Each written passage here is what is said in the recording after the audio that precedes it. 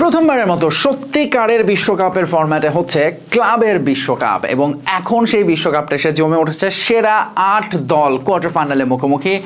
এবং আমরা আজকে একটু কথা বলতে চাই একই দিনে যে 4টি দল মাঠে নামছে, খুবই আনফর্চুনেট যে সেখান থেকে দুটো দলকে বিদায় নিতে হবে। মুখোমুখি পিএসজি যারা সম্প্রতি চ্যাম্পিয়ন্স লিগ জিতে এসেছে এক সিজনে 5 নম্বর ট্রফির খোঁজে, তারা মুখোমুখি হচ্ছে বিশ্বের অন্যতম সেরা ক্লাব বায়ার্ন মিউনিখের। আরেকটা ম্যাচে অবশ্য রিয়াল মাদ্রিদ ভক্তদের অনেক বেশি নজর থাকার কথা, সেখানে তারা মুখোমুখি হবে আরেক জার্মান ক্লাব বরুসিয়া ডর্টমুন্ডের। আমরা একটু এই দুটো ম্যাচ নিয়ে কথা বলতে চাই, দুটো ম্যাচে কারা এগিয়ে আছে, কি অবস্থা, সেসব নিয়ে কথা হবে। সবার আগে নজর দিতে চাই পিএসজি। অবশ্যই চ্যাম্পিয়ন্স লিগ জিতেছে তারা ফাইনালি, এবং তারা চ্যাম্পিয়ন্স লিগটা জিতেছে সাম্প্রতিক সময়ে। আসলে পিএসজির যদি আপনি পরিসংখ্যানে এগিয়ে রাখতে পারেন, কিন্তু ওভারঅল দলটার নাম হচ্ছে বায়ার্ন মিউনিখ, যারা পিএসজির কাছে গত 4 বছরে বা সবশেষ 4 দেখায় একটা ম্যাচও হারেনি, ইনফ্যাক্ট কোনো গোলও খায়নি পিএসজির সঙ্গে বায়ার্ন।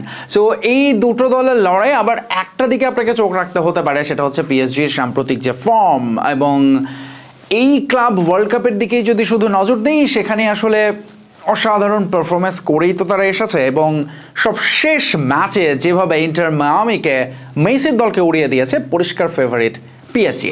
কিন্তু আপনি যখন বায়ার্ন মিউনিখে নজর রাখবেন, সেখানে অবশ্যই হ্যারি কেইনের উপর আপনার চোখটা থাকবে। লাস্ট ম্যাচেও জোড়া গোল করেছেন, এবং তার সঙ্গে একটা গুড নিউজ আছে যে সেখানে ফিরেছেন কিংসলে কোমান ইনজুরি থেকে ফিরিয়ে, যিনি আবার পিএসজিরই ঘরের সন্তান বলা যায়। সো তাদের এগেনস্টে পিএসজির যে ফ্রন্ট থ্রি, এই মুহূর্তে সবচেয়ে বিশ্বের আলোচিত ফ্রন্ট থ্রি বলতে হবে, ওসমান ডেম্বেলের সঙ্গে ডিজায়ার ডুয়ে এবং আরেকজনের নামটা বেশ খটোমতে, কাভিস্কা কাভারাতসেলিয়া প্রবাবলি এরকম একটা কিছু হবে, যাকে মনে করা হচ্ছে এই মুহূর্তে বিশ্বের সেরা উইঙ্গার। ডুয়ের ব্যাপারটা তো জানেনই, এরই মধ্যে চ্যাম্পিয়ন্স লিগে তিনি সবচেয়ে best youngest player of this সিজনের সেটার পুরস্কার জিতেছেন, নজর কেড়ে নিয়েছেন। এরই মধ্যে তাদের সঙ্গে আছেন ওসমান ডেম্বেলে, ফুল ফিট, যিনি সবশেষ ম্যাচেও তাকে বেঞ্চ থেকে স্টার্ট করতে হয়েছিল পরের দিকে, সেই তিনিও ফিরছেন।